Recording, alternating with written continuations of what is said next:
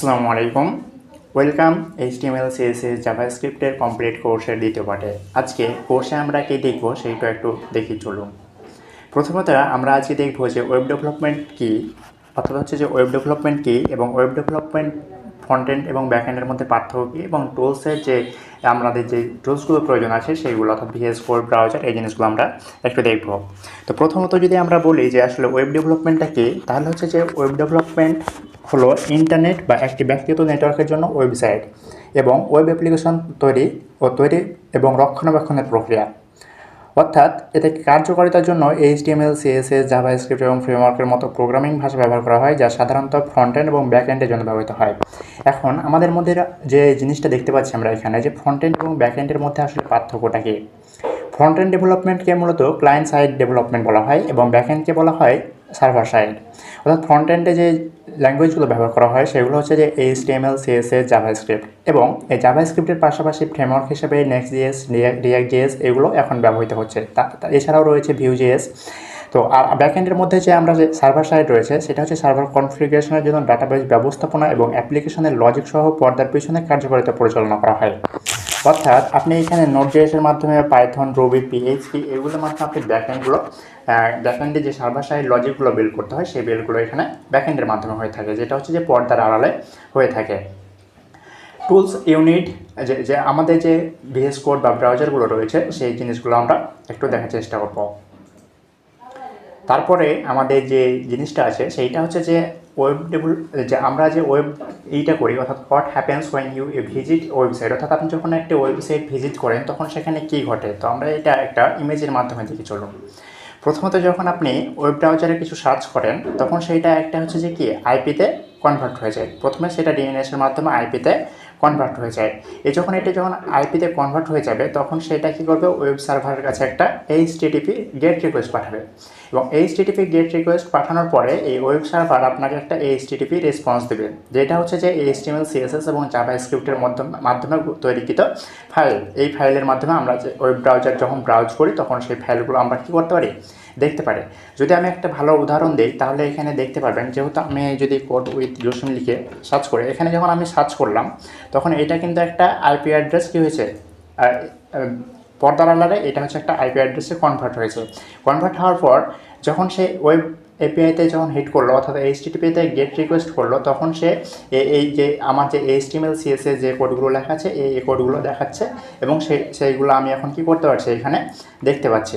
তো এটা হচ্ছে যে আমার ওয়েবসাইট। আপনারা যদি এখানে এসে লগ ইন করেন তাহলে হচ্ছে যে আমার যে সাপোর্ট সেশনটা রয়েছে সেই সাপোর্ট সেশনে যোগ দিতে পারবেন। তো এখান থেকে সাপোর্ট সেশনে যোগ দেওয়ার জন্য আপনাদেরকে এটাই করতে হবে একটু। এটা হচ্ছে যে আমার অ্যাডমিন লগ ইন করা আছে, তো এখানে তো সাপোর্ট সেশনে লগ ইন করতে পারবেন না, তো আমি এখান থেকে দেখাচ্ছি।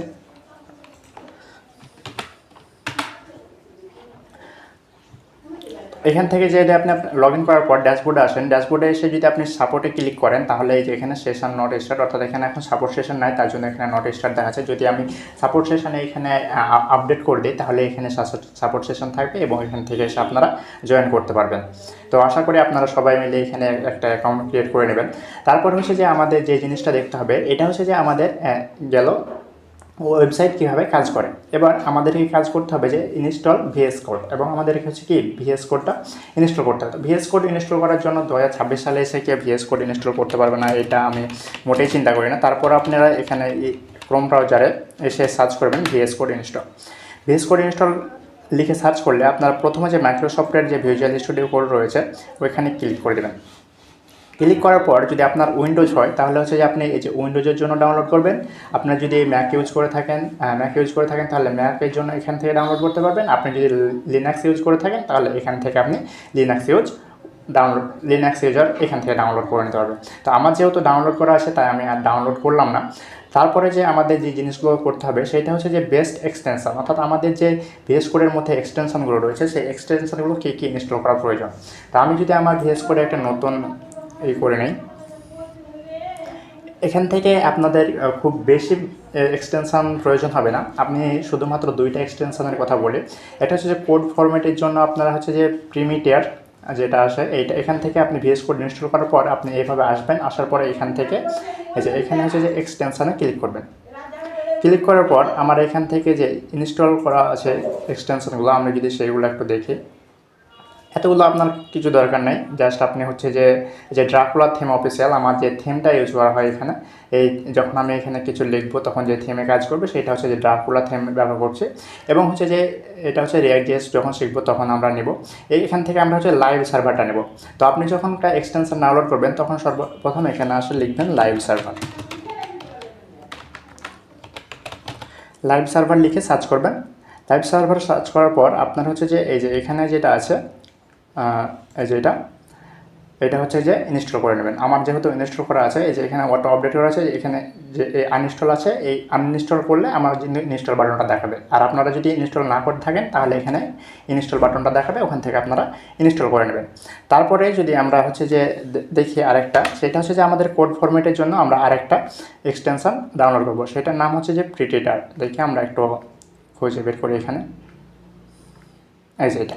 তো আমরা হচ্ছে যে প্রিটিটার কোড ফরম্যাটার এই কোডটা এই এক্সটেনশনটাও ইনস্টল করে নেব। এটা শুধুমাত্র এখানে যে আমরা যেটা লাইভ সার্ভার যেভাবে ইনস্টল করলাম ঠিক সেইভাবে আমরা হচ্ছে এটাকে ইনস্টল করে নিতে পারবো।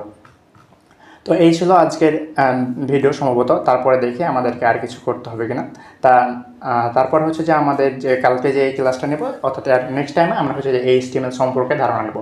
তো আশা করি সবাই ক্লাসটা সুন্দর লেগেছে, এবং আপনাদের যদি ক্লাসটা ভালো লাগে থাকে তাহলে অবশ্যই একটি সাবস্ক্রাইব করবেন। পাশে থাকার জন্য ধন্যবাদ।